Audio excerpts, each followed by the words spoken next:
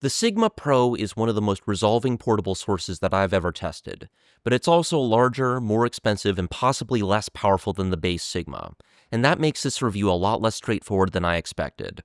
What's up, guys? Today we're taking a look at the Questyle Sigma Pro, the flagship evolution of the Questyle Sigma that I reviewed here on the channel last month. The Sigma Pro retails for $1,000 compared to $600 for the base Sigma, and I've been listening to it for the last couple of weeks, putting it through my usual battery of tests: power consumption, output power, thermal performance, battery life, and of course, a detailed subjective comparison against the base Sigma. In this video, we're going to find out whether the additional size and cost are actually worth it. My unit was provided to me directly by Questyle, but as always, my thoughts and opinions are my own. If you value honest, technically literate reviews, please consider liking the video and subscribing to the channel. Alright, let's get into the review. Inside the box, you get the Sigma Pro itself, a USB-C to C cable, a user manual, a warranty card, and a female USB-C to male USB-A adapter. Like the adapter included with the base Sigma, this adapter does not include active circuitry to prevent back power, and I do not recommend using it. I do, however, strongly recommend reading the user manual, as several functions like switching into IEM mode are not exactly intuitive. Just like the base Sigma, the build quality here is exceptional and the industrial design is absolutely stunning. You get an exposed PCB behind glass on the front, paired with a clean glass panel on the back. Controls include output selection, gain, source power, and a large knurled volume knob. Compared to the base Sigma, the Pro adds a wide variety of additional inputs as well. In addition to USB-C and Bluetooth, you also get SPDIF and optical digital inputs, as well as 3.5mm single-ended and 4.4mm balanced analog inputs. The Sigma Pro can actually be used as a recording interface via these analog inputs, something I haven't tested for this review. You can also use the Sigma Pro in line-out mode if you plan to run it as a preamp. The Sigma Pro is significantly larger than the original Sigma.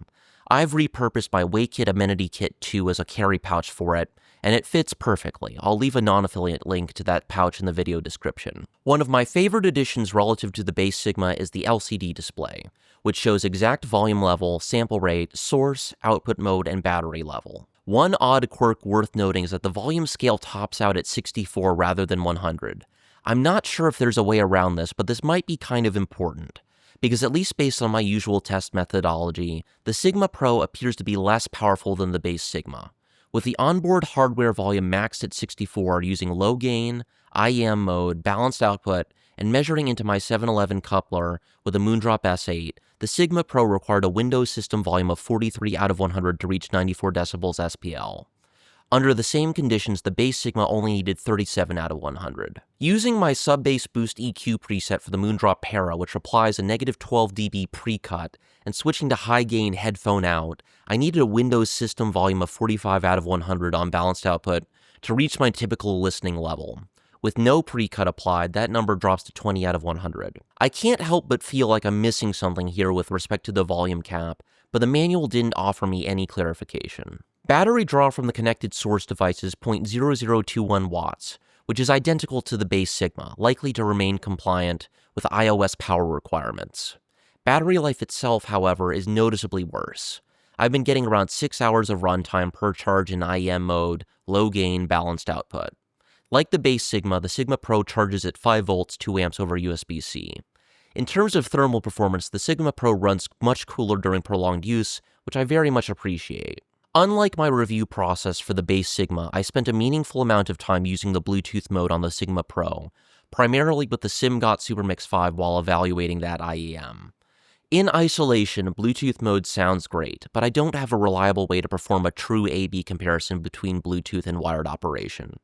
As a result, wired performance is going to be the focus of my subjective impressions. Rather than comparing the Sigma Pro to the Colorfly CDA M2 as I normally would, I suspect that most of you are more interested in a direct head-to-head comparison with the base Sigma. All of my subjective comparisons were done using the IO Audio Volare with Hibby WG01 liquid silicone ear tips, EQ'd to my preferred tilt to the population average diffuse field target, a negative 0.8 dB tilt with plus 4 decibels of bass and plus 2 decibels of treble. The Sigma and the Sigma Pro were volume matched to within 0.1 dB using my 711 coupler and Room EQ Wizard. Going into this comparison, I honestly didn't think the two units would sound hugely different, and I was skeptical that the jump from $600 to $1,000 would translate into a meaningful improvement. That skepticism did not survive long once I started doing cited, volume-matched A/B testing. The overall tonal balance between the two devices is similar, but the Bass Sigma sounds slightly warmer overall, while the Sigma Pro comes across as more neutral. The Pro also has a clear edge in articulation. By comparison, the Bass Sigma can just sound a little bit duller. Staging, layering, and instrument separation are all noticeably better on the Sigma Pro, giving complex mixes more space to breathe. Vocal clarity and timbre on the Sigma Pro are honestly the best I've ever heard from a DAC amp of any size. Vocals genuinely sound like they're coming from inside the room, rather than being reproduced by a transducer at all, which is truly exceptional. Interestingly, the Bass Sigma can have slightly more bite with distorted electric guitars, while the Sigma Pro sounds smoother and less harsh, without sacrificing resolution. One track that really highlighted these differences for me was Lift Me Up by Five Finger Death Punch. Following the interplay between the rhythm guitars and the double kick drum pattern during the chorus was completely effortless on the Sigma Pro. Overall, the Sigma Pro is simply more resolving than the Bass Sigma. Not because it reveals information the Bass Sigma can't reproduce, but because you don't have to work as hard to hear micro detail. Transient delivery is cleaner, microdynamics are more apparent, and everything feels a little bit more composed. So is the Sigma Pro worth the additional $400?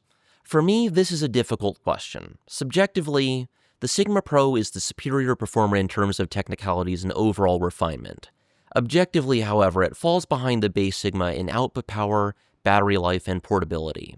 If absolute sound quality is your top priority, the Sigma Pro is the better sounding device, but it does feel like compromises were made to core performance metrics in order to support secondary features like analog recording and expanded I/O. Both of these are excellent products, but I ultimately think that the Bass Sigma represents the better value for most people. Before we wrap up, I'd love your feedback on something. The last month on the channel has been very audio-focused, but I still care deeply about camera gear and have a backlog of ideas on that front. Would you guys prefer that I start a second channel for camera content, or keep everything in one place? Let me know in the comments. Thanks for watching until the end of the video. I appreciate it more than you know. Until next time, this is Bedrock Reviews, signing off.